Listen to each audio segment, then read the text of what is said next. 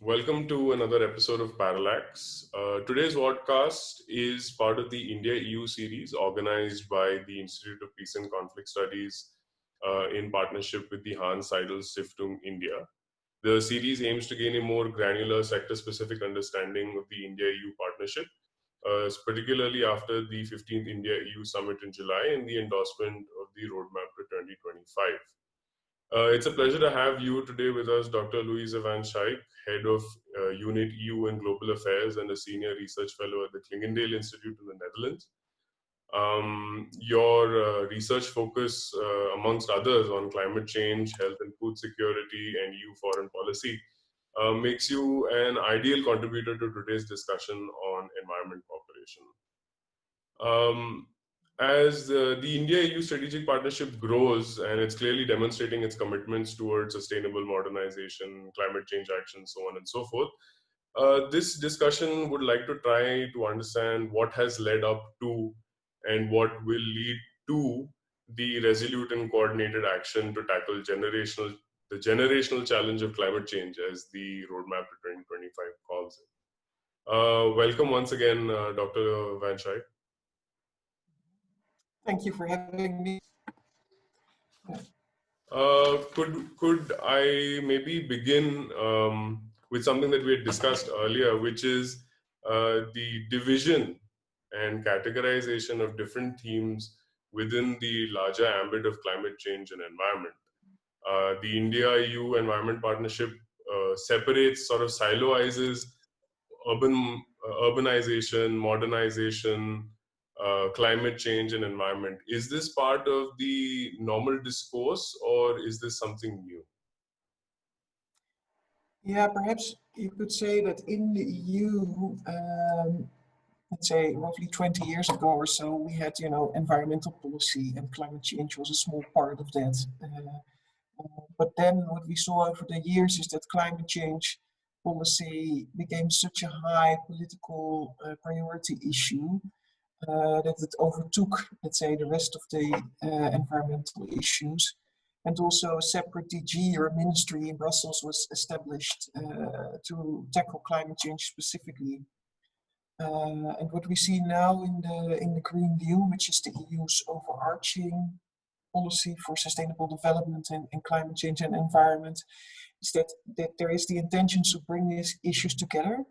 But if you consider policy actions, then you see that the EU still has the tendency to distinguish, to make really targeted action, because there is a difference between waste policies, which is part of the circular economy package, nature conservation, which is part of the biodiversity policies, or decarbonization efforts, which is of course part of the climate change policy.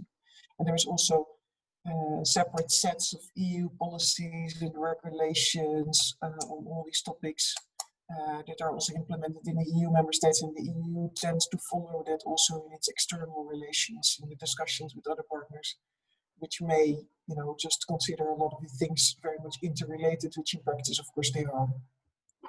All right. And then in that case, I would say that a good way of measuring the India-EU strategic partnership, given this sort of siloization and specialization of these different themes, is maybe you could give us an assessment of how well the India-EU partnership has operated in these particular areas: climate change, environment, energy, so on and so forth, in the international community, in multilateral fora, so on and so forth.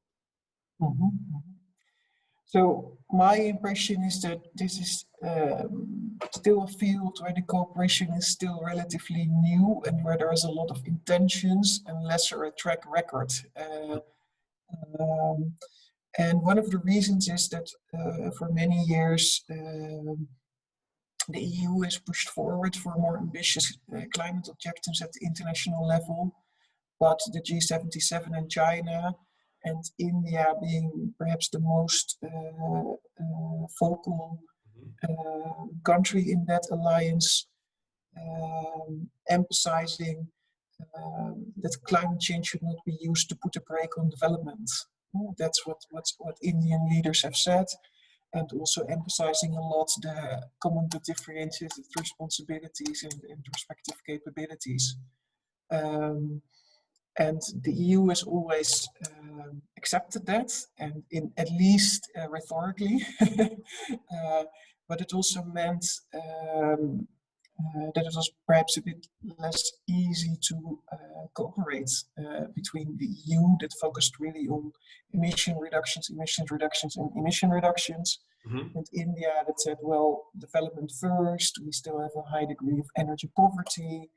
If the energy transition goals are in line with our development objectives, then yes.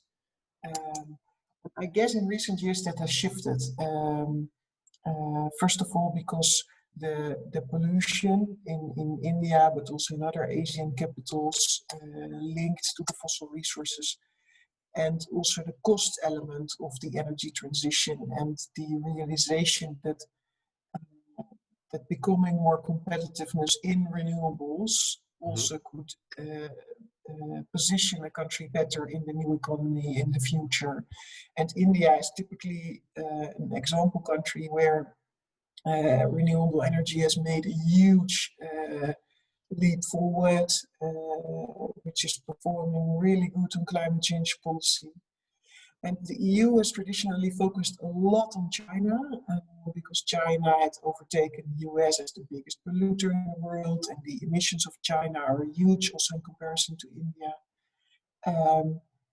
But I would say over the last years or so, the EU increasingly is also seeing China as a rival, and is also concerned about China perhaps becoming too dominant in renewable energy technologies.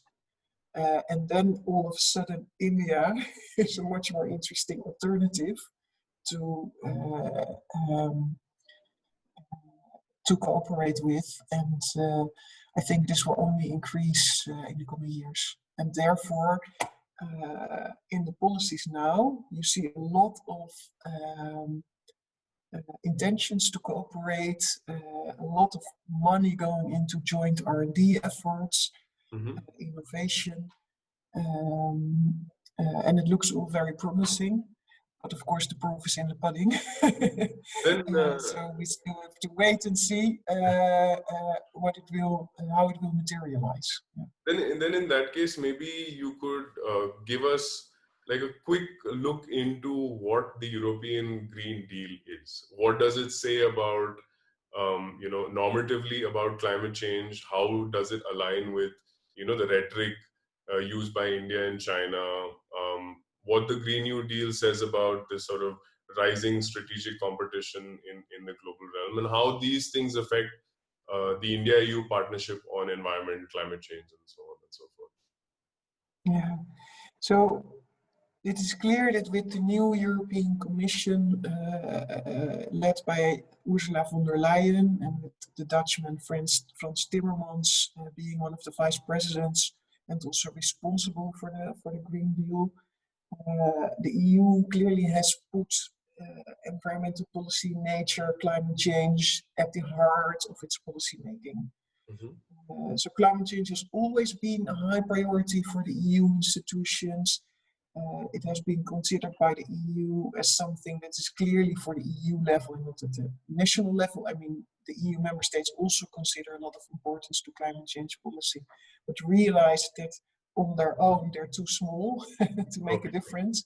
So this is really a topic where a joint effort is clearly transboundary, and it's also clearly an issue where the EU has a track record in climate diplomacy. I mean, the EU managed in a way to save the Kyoto Protocol when the US backed out.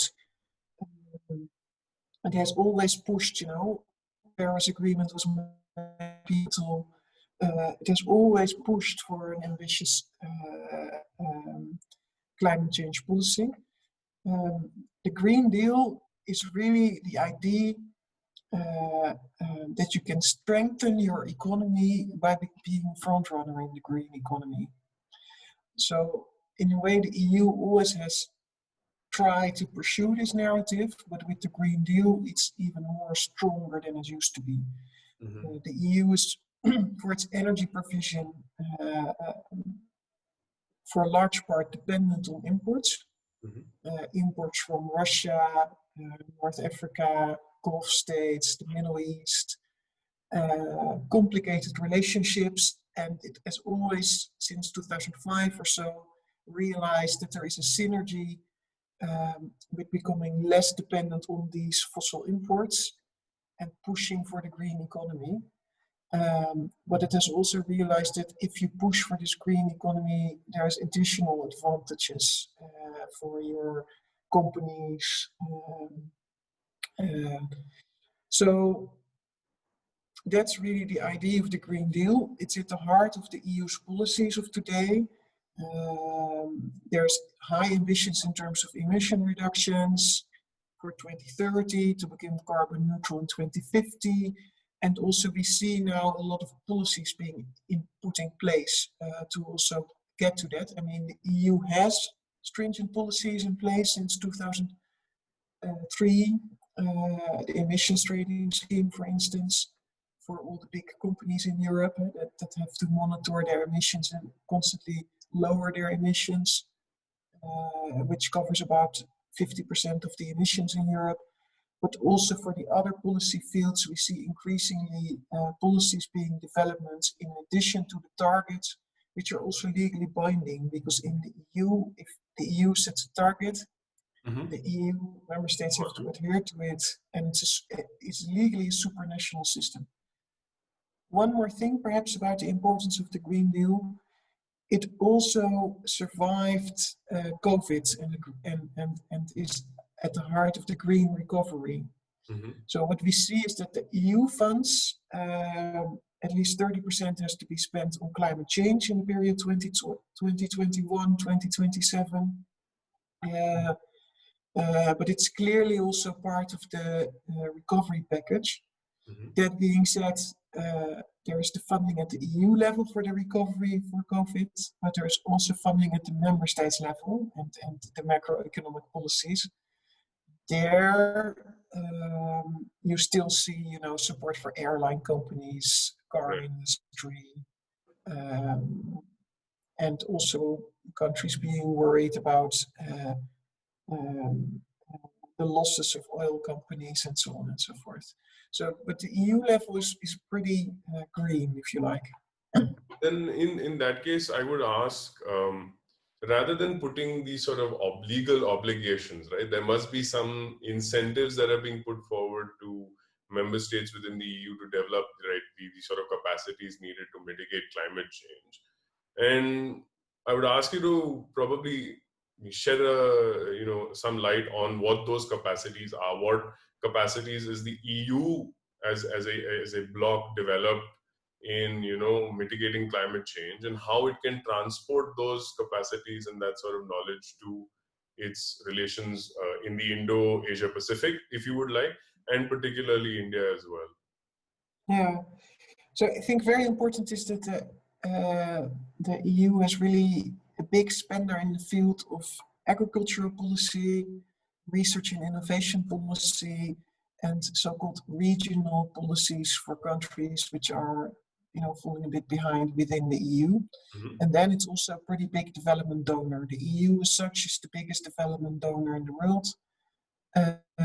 If you combine the funding of the Commission and the EU member states, but the Commission in itself is also the second development donor after USAID. I don't know exactly how it is today, because of course with Trump, USAID also lost quite a bit of funding. So these are also the fields where the EU can have influence. And then there is the regulatory side of things. What we see is that the EU puts a lot of effort, for instance, to green rules for finance. So the European Investment Bank has now been dubbed the European Climate Bank. And also this bank, for instance, funds, I think in India, a program of 800 million for renewables investment in India. Then in the field of research and innovation, the Horizon Europe program attaches a lot of importance to funding climate innovations. And also here, for instance, there is possibilities for India that are already implemented to take part in the calls of this program and to work jointly on R&D in the energy transition sphere. In terms of development cooperation, there is a lot of funding provided also for climate adaptation.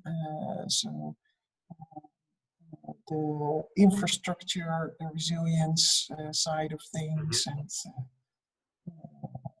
but also for renewables and energy access, addressing energy poverty by means of renewables, and so on and so forth. And then perhaps in the EU, with this regional funding, you see that there's a lot of attention for the regions falling behind, but there's also the so-called just transition mechanism. The just transition mechanism is part of the European Green Deal and is really targeting regions, for instance, which are super highly dependent on coal production. For instance, in Poland, you have a few of these regions in other parts. And I think this is really interesting because the whole debate on just transition, I guess, is a bit similar in the EU as it is also in India with regard to energy poverty, energy access, regions being dependent on fossil production. And there, I think there is also perhaps scope to learn from each other and see how this just transition thinking can also be replicated in the context of the SDGs and the climate negotiations. Right. Maybe we can shift gears and maybe examine a sort of securitized view of possibly the EU's approach to climate change. And I would ask then, what are the EU's approaches to climate change and environmental degradation in the Indian Ocean region? Specifically in the Indian Ocean region, and maybe if there are wider interests in the Indo-Pacific, you could highlight those as well. Yeah, so I already referred to the EU kind of wakening up to China's rise and also its increased ambition not to be a playing field between the US and China, but to be an independent player. So there's a lot of talk in the EU about becoming more geopolitical and also becoming more strategically autonomous. Strategic autonomy is increasingly on the rise. There's also an increased interest in the EU in considering climate-related security risks. So how is climate change deteriorating the security situation in countries that are already vulnerable because of impacts of extreme weather, but also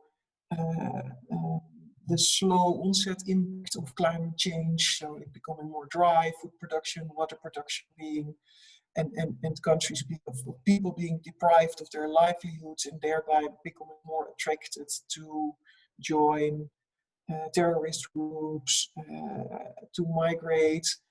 The focus of this climate security policy has been a lot on the ring around Europe, on the Sahel, Middle East, Horn of Africa. But I guess increasingly it's also realized that the climate security link is very relevant for Southern Asia. It is realized that if islands sink into the sea because of sea level rise, that also the geostrategic positions of this island sink with it. And that's, I guess, very relevant for the Asia-Pacific region. The region is very prone to flood risks. We know already that climate migration is happening at big scale in, for instance, Bangladesh. And that people are mainly migrating within the region, but also increasingly knocking on the doors of other countries. And we know that in some countries the heat levels become so dangerous that it really directly threatens, human life. So in fact, I see this as an upcoming agenda of interest. It is also something where I expect the US will pay more attention to under a Biden administration. Of course, they have their biggest bases in the Pacific on a low-lying island, which is pretty problematic. So I also expect the EU to pay more attention for the region. I already learned about efforts of EU member states, but also at the EU level to set this in motion. And I would advise the EU to also incorporate this climate security dimension into this this new strategic thinking on the region. On the same line, I would like to ask the discussion on 5G and AI cooperation, which while we could consider separate from this discussion, I would like to know what your thoughts are, because the roadmap to 2025 mentions human-centric digitalization, and it uses sort of the same terminology in terms of equitable growth, so on and so forth. So I was just wondering what the EU's approaches on 5G and AI, digital technologies, ICT, and its use in climate change and the environment.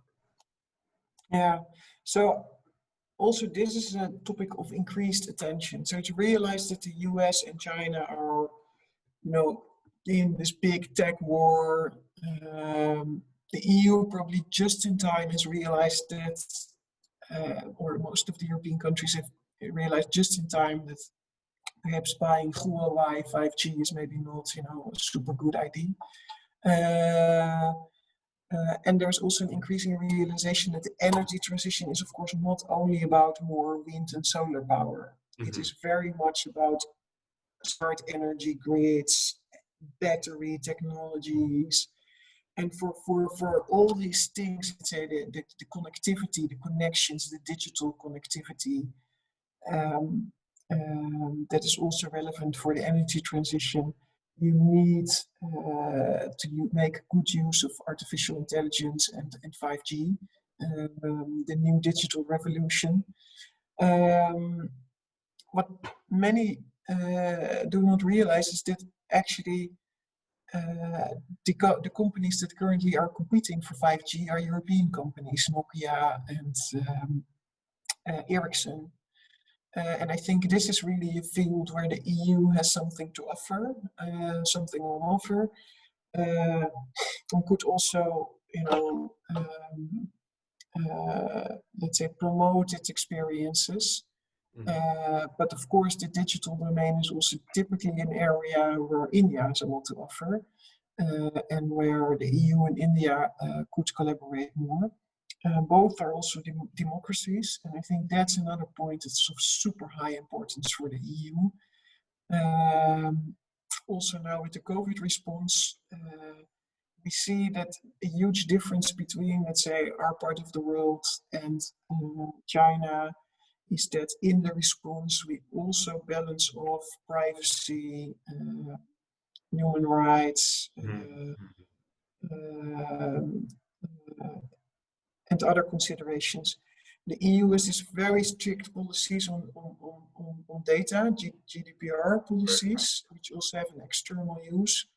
And I think that was a super clever way because they think to do, because of course there's a lot of benefits from the new digital technologies, but from a societal perspective and from a human perspective, if you like, there are also risks of surveillance, which maybe, we don't want, let's say, we don't want to have an Orwellian 1984 future. Then I guess I mean, maybe the last thing that we could cover, for this sake, is could you probably assess the India-EU strategic partnership when it comes to climate change? Like, I would like, where do you think we are headed? Where do you think it's going to go? And maybe, you know, a small assessment on, you know, its track record so far. So I think the first steps have been taken in the past years. The cooperation in the India-EU Climate and Energy Partnership, the work program that was developed, looks very promising. Now, I think the challenge is to keep this focus on India, and also to develop maybe also new fields such as the climate security nexus, to start cooperating on that. Perhaps from the Indian side we have to be more, or no, perhaps I should say it differently. Perhaps we have to be more open and honest about the common but differentiated responsibilities discussion. To me, it's always a bit archaic. I think it should be realized that not only China has made it to the developed world, if you like, but also India is making strong headways. I'm not sure, let's say, if it's still constructive to assess it, to just claim that climate change is part of a kind of neo-imperialistic agenda. right. I think we have to go beyond that stage. Mm-hmm. There's also a lot of rich people in India.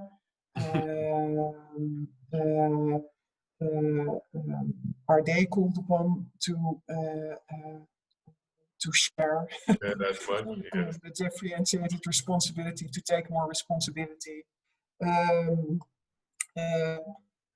So I know that, you know, politically and diplomatically, it's Then in to that case, criticize the language, but yeah, but I think in that case, in maybe all you honesty, could suggest 3 policy recommendations that could be used, right? Now, you're saying the assessment might be a little too early. There are these sort of pinpricks and problems. So maybe you could give us 3 policy recommendations that the Institute could use then to repair the problems in your assessment.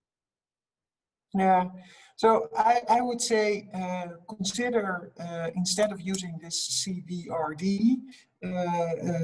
to look at energy poverty and just transition as an entry point for discussions, and how the renewable energy, the energy transition looks from that perspective. I would also say cooperate more on joint assessments on climate-related security risks for the region, and consider ways to address them in the field of climate mitigation, adaptation, but also maybe putting a climate lens on security and conflict policies, foreign policies of the region.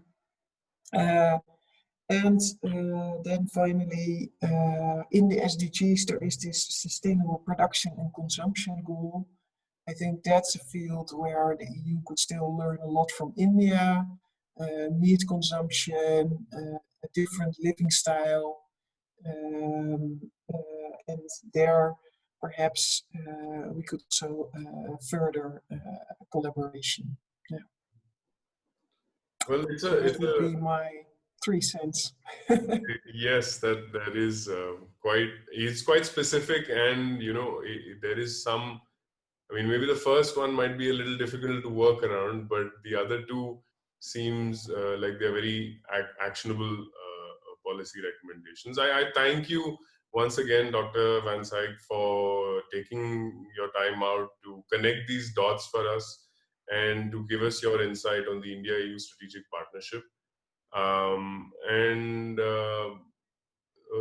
Thank you. Thank you for having me, and I hope we can cooperate more in the future. Thanks. Bye-bye.